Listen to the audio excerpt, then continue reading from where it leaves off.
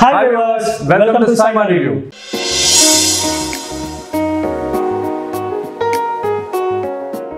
Bro, వరల్డ్లో 7 wonders అంటారు, కానీ తన సినిమాతో వండర్ క్రియేట్ చేయాలంటే అది జేమ్స్ కెమెరాన్కి మాత్రమే సాధ్యం. అవును బ్రో, సినిమా ఎలా తీయాలి, ప్రేక్షకులను ఎలా కట్టిపడేయాలి అని బాగా తెలిసిన క్రియేటివ్ విజనర్ చేసిన మరో సృష్టి అవతార్.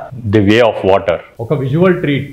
వాటర్లో మరో లోకం సృష్టించిన తీరు, ప్రకృతికి నావీలకి మధ్యన ఎమోషనల్ కనెక్ట్, ప్రేక్షకులందరినీ ఆ లోకానికి తీసుకెళ్ళింది. ఇక స్టోరీ విషయానికి వస్తే, అవతార్ పార్ట్ 1 క్లైమాక్స్లో చనిపోయిన కల్నల్ తన పాస్ట్ మెమరీస్ తోటి ఒక నావీగా మారి హీరో అండ్ హీరో ఫ్యామిలీపై రివెంజ్ తీర్చుకోవడం కోసం తిరిగి వస్తాడు. అప్పుడు హీరో తన ఫ్యామిలీని కాపాడుకోవడానికి తన స్ట్రాంగ్ జోన్ అయిన ఫారెస్ట్ నుంచి ఒక ఐలాండ్కి షిఫ్ట్ అవుతారు. ఇక తన ఫ్యామిలీతో ఒక కొత్త ప్రపంచంలోకి అడుగుపెట్టిన మన హీరో అక్కడున్న జాతి వారి లైఫ్ స్టైల్కి ఎలా అలవాటు పడ్డాడు, అక్కడున్న వాతావరణాన్ని ఎలా అడాప్ట్ చేసుకున్నాడని చూపించడంలో ఫస్ట్ హాఫ్ అంతా నడుస్తుంది.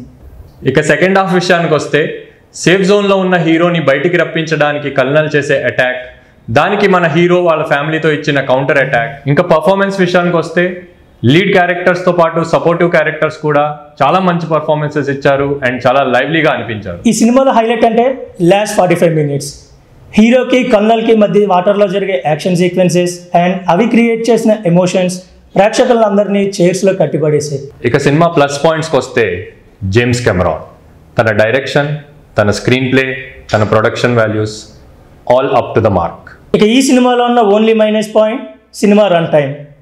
ఫస్ట్ హాఫ్ కాస్త లెంగ్దీగా అనిపిస్తుంది. ఇక ఈ సినిమా ఫైనల్ వెర్డిక్ట్ విషయానికి వస్తే, ఆడియన్స్ అంతా అవతార్ 1 మైండ్లో పెట్టుకుని కాకుండా ఒక ఓపెన్ మైండ్తో అవతార్ 2 చూడటానికి థియేటర్కి వెళ్ళండి, ఒక విజువల్ ట్రీట్ని ఎక్స్పీరియన్స్ చేయండి. అవతార్ ది వే ఆఫ్ వాటర్కి సైమా ఇచ్చే రేటింగ్ 3.